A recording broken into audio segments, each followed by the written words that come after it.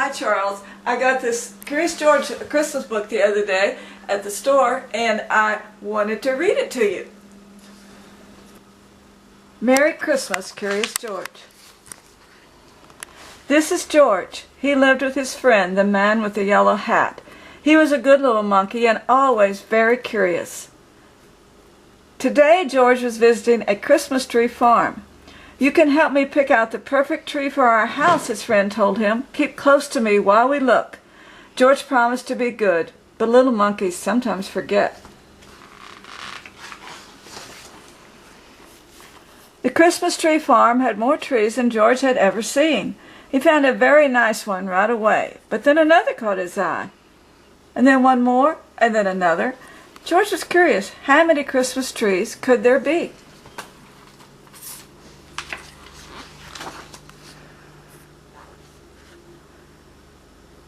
George could not resist climbing up the tallest tree to get a better view.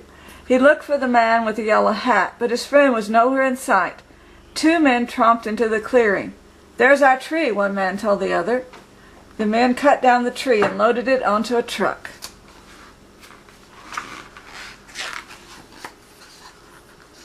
Along with George. George held on tightly. He saw the man with the yellow hat as the truck drove away, but the truck was going too fast. George could not jump off. He was scared, but still a little curious. Soon the truck stopped in front of a hospital. George peeked out of the branches as the men carried his tree inside.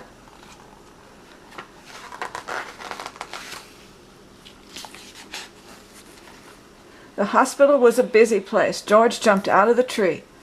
There was lots here to see and do. He looked at some interesting pictures.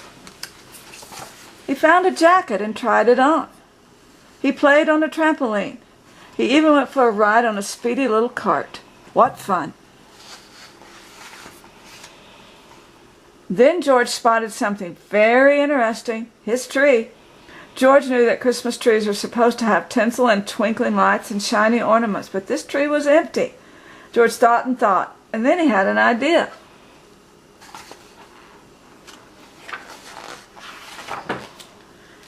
Next, George noticed a pile of gifts in the corner of the room. The gifts looked pretty, but George was curious. Could he make them look even prettier? This red bow would look much better on the green box, and the name tags might look nicer on different packages too.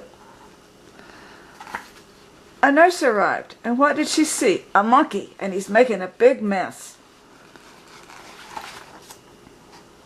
Uh-oh. A group of children crowded around the nurse. They were all patients at the hospital, even though it was almost Christmas.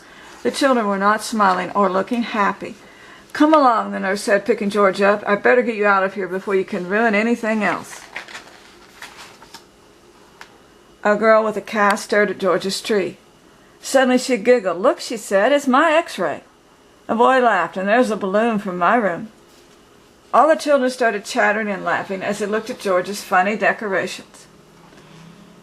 "Can't he stay for the party?" a boy asked the nurse. "We don't mind about the gifts. It will be fun to sort them out." "Please let him stay, please," the other children chimed in.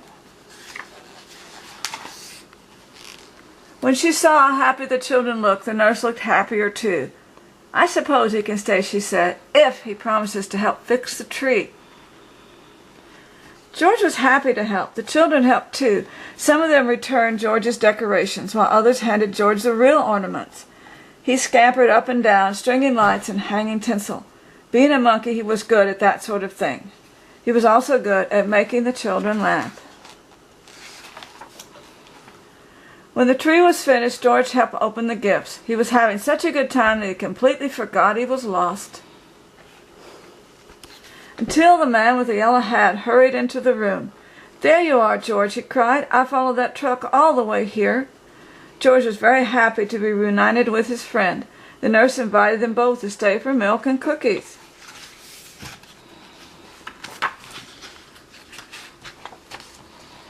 Ho, ho, ho! Did someone mention milk and cookies? A man in a red suit walked into the room, his belly jiggling. He was holding a beautiful golden star. George's eyes widened. It was Santa Claus. "Who would like to put the star on the top of the tree?" Santa asked. "George!" the children cried at once. "Let George do it." George scurried up the tree one last time. He put the golden star in place carefully. Merry Christmas, Curious George. The end. Oh, okay, I got it. Hope you like this book, Charles. Miss you. Love you. Bye-bye.